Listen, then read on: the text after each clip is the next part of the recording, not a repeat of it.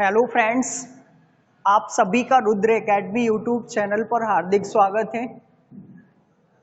हम सभी आज से नई क्लास स्टार्ट करेंगे और हम सभी लोग आज स्टैटिक जीके से प्रारंभ करेंगे। स्टैटिक जीके पढ़ेंगे सबसे पहले। धीरे धीरे आपको मंडे से मैथमेटिक्स की क्लासेस भी प्रारंभ हो जाएंगी, रीजनिंग क्लासेस भी मिलेंगी आपको।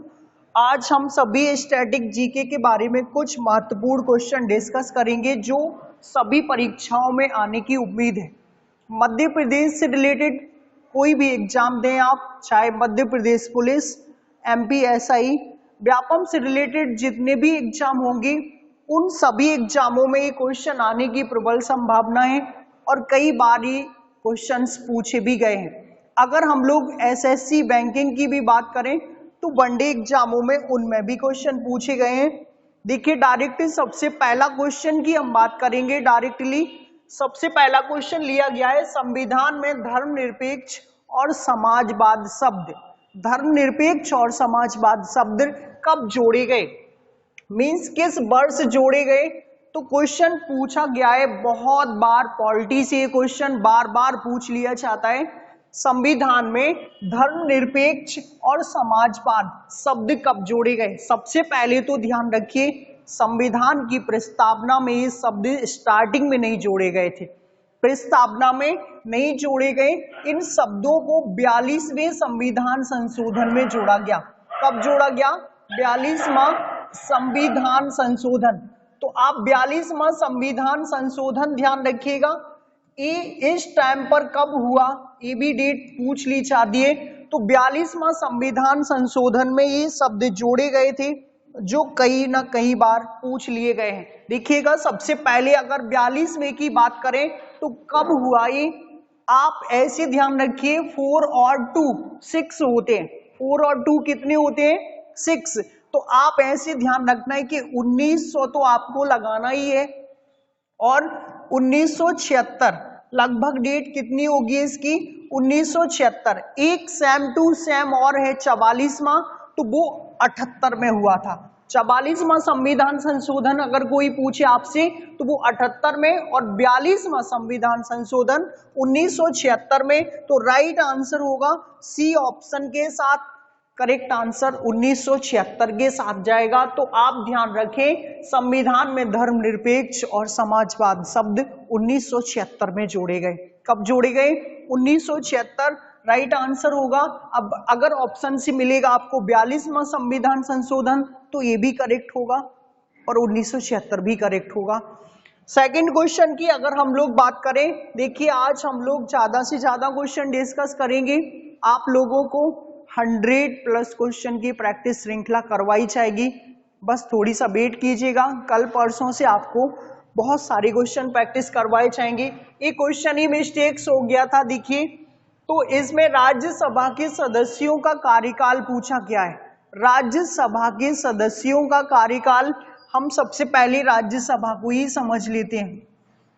राज्यसभा आप ध्यान रखिए केंद्र सरकार में एक स्थायी सदन है। कैसा सदन है?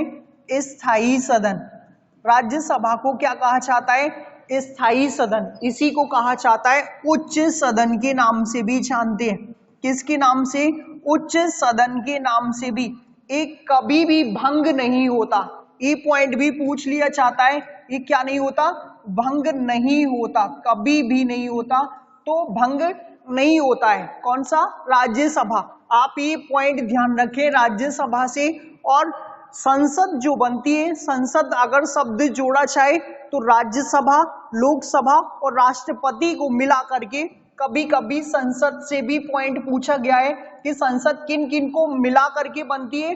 तो आप ये पॉइंट ध्यान रखना है, राज्यसभा को मिलाकर प्लस लोकसभा को मिलाकर और प्लस राष्ट्रपति को मिलाकर। किसको? राष्ट्रपति को। तो संसद का निर्माण होगा। आप संसद के बारे में आगे भी क्वेश्चन आपको मिल जाएंगे, लेकिन राज्यसभा से ध्यान रखिए इनका कार्यकाल 6 वर्ष का होता है। कितने वर्ष का? 6 वर्ष का। D option is correct answer होगा।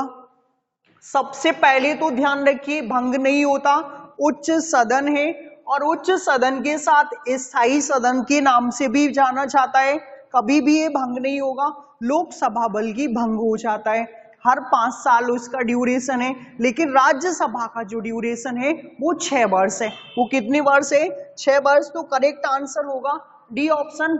अगर कभी पूछ लिया जाए कि इनके सांसदों का एज मिनिमम कितना होना चाहिए, तो आप सांसदों की एज को भी ध्यान रखिए। सांसदों की एज से अगर क्वेश्चन पूछा जाए तो 30 वर्ष।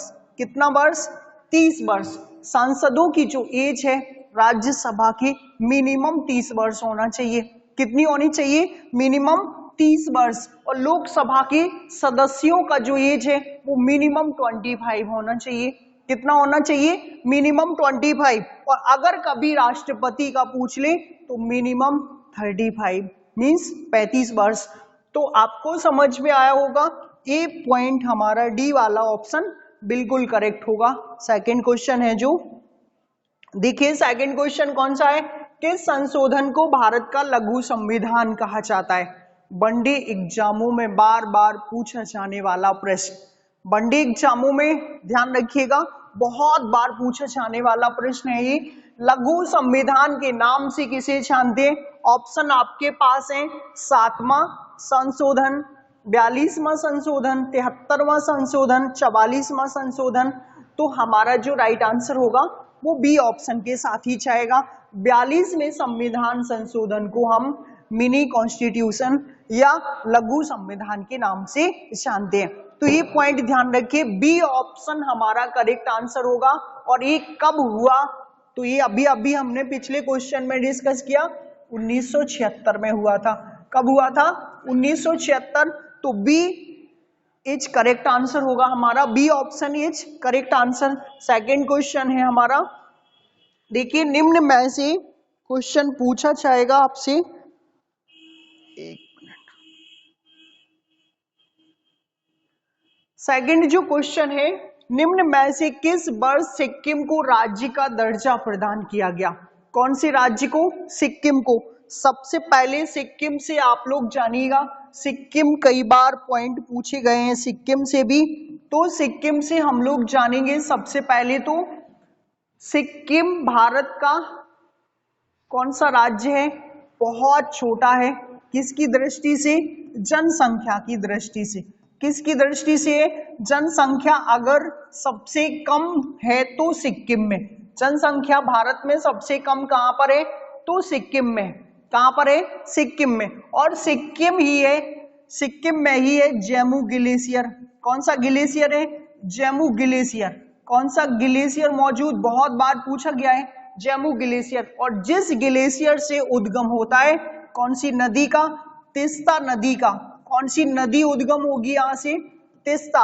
और अगर कभी आपसे पूछ लिया जाए कि तीस्ता नदी किसकी सहायक है? और सबसे लंबी सहायक, कैसी? सबसे लंबी सहायक तो ब्रह्मपुत्र की है। किसकी है? ब्रह्मपुत्र। आप ध्यान रखिएगा, जो ब्रह्मपुत्र है, ब्रह्मपुत्र हमारे देश की सबसे चौड़ी नदी, चाइना से आएगी, भारत और बांग्लादेश बहेगी। लेकिन उसकी जो सबसे लंबी सहायक है वो सिक्किम से आती है। और सिक्किम में कहां से आती? तो जम्मू ग्लेशियर से आती है। कहां से आती है? जम्मू ग्लेशियर। तो हमारे देश का सबसे छोटा जनसंख्या की दृष्टि से, जनसंख्या की दृष्टि से कौन सा राज्य छोटा है?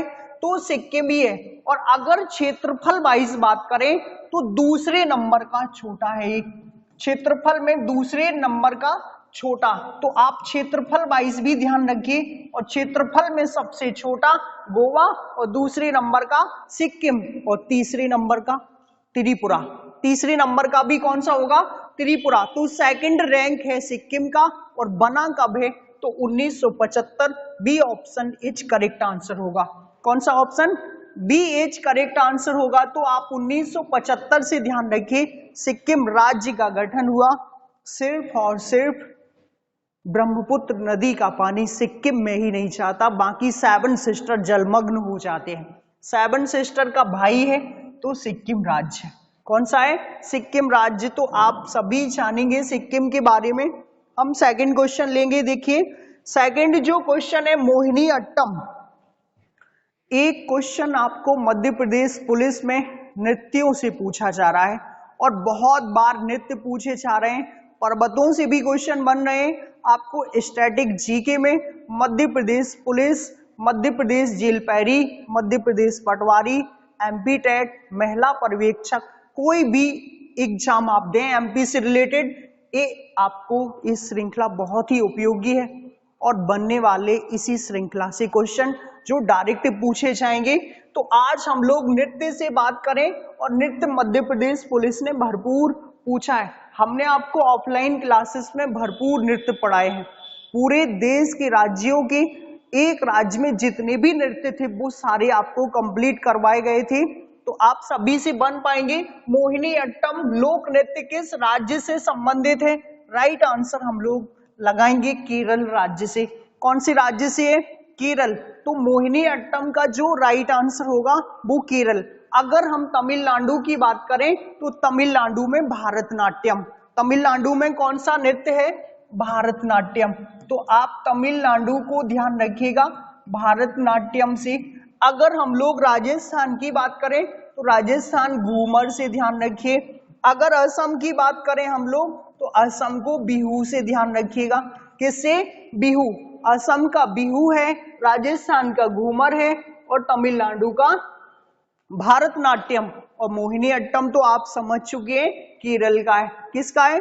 केरल। तो B option is correct answer होगा हमारा। सभी राज्यों के लोक नृत्य आप कंटिन्यू पूरा पढ़ लें। यक्षगान पूछा गया, कर्नाटक का है। कहाँ का है? कर्नाटक का। कुचिपुड़ी आंध्र प्रदेश का है। तो अरुण का मुखौटा, मुखौटा भी पूछ लिया गया अरुणाचल प्रदेश से। हमने आपको ट्रिक वाइज भी पढ़ाया था, पढ़िएगा एक बार, रिकॉल करें आप सभी। सेकंड क्वेश्चन जो है हमारा, ऑपरेशन फ्लड का संबंध किससे है? ये क्वेश्चन भी बहुत ज्यादा इंपॉर्टेंट है और पूछा जा सकता है।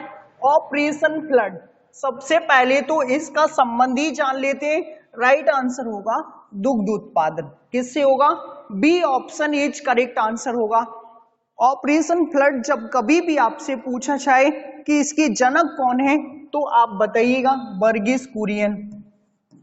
कौन है इसके जनक? वर्गीस कुरियन है। तो ऑपरेशन फ्लड से रिलेटेड आपसे कभी भी कोई भी क्वेश्चन पूछा जाए वो आपसे बनेगा। बस ध्यान से देखिएगा, यहाँ पर ऑपरेशन फ्लड का जो जनक है वो वर्गीस कुरियन जी है। और दूसरा ध्यान रखिए, इनका संबंध भी दुग्ध उत्पादन से है। ऑपरेशन फ्लड का संबंध किससे है? दुग्ध उत्पादन से।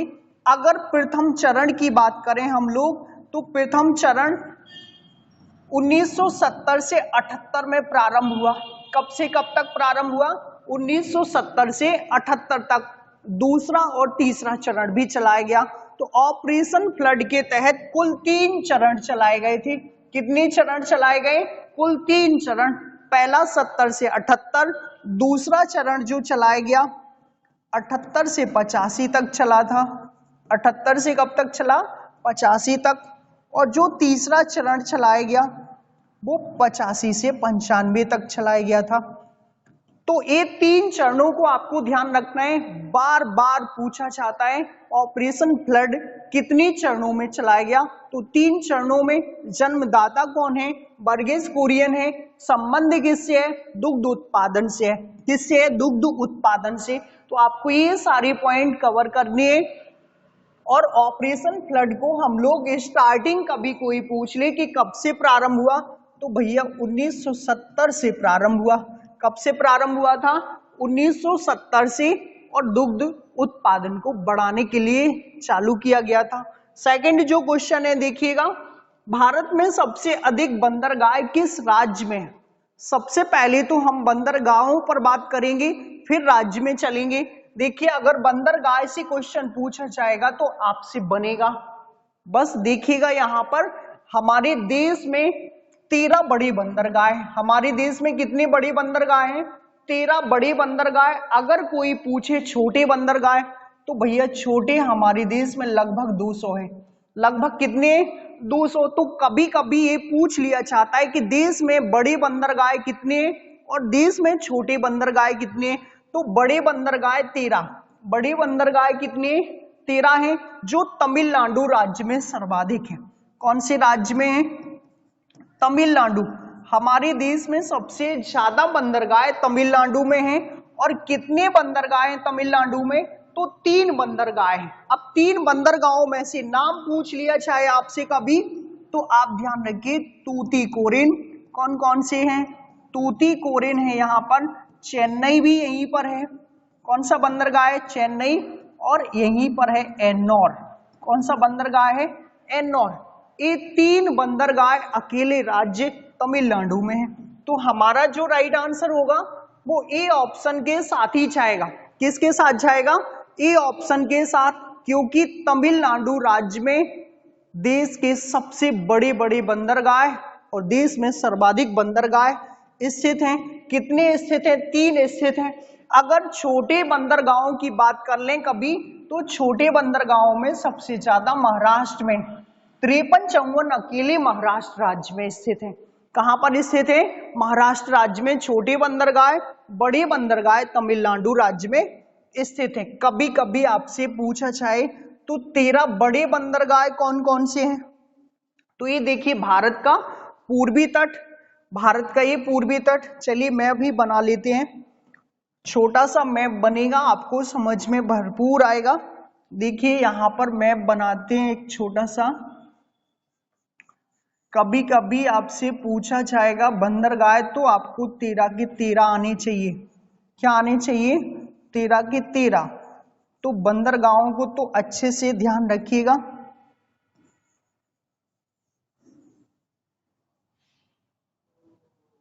ऐसे लगभग भारतीय में छोटा सा है, आपको समझने लायक है। देखिए यहां पर भारत में 6 इस तट पर मौजूद हैं और 6 इस तट पर मौजूद हैं। तो कभी कभी आपसे पूछा चाहे 13 बड़े बंदरगाहों में से कहां कहां हैं, तो 6 पश्चिमी घाट पर और 6 पूर्वी घाट पर, और एक मौजूद मिलेगा आपको अंडमान निकोबार द्वीप समूह में। कहां पर मिलेगा?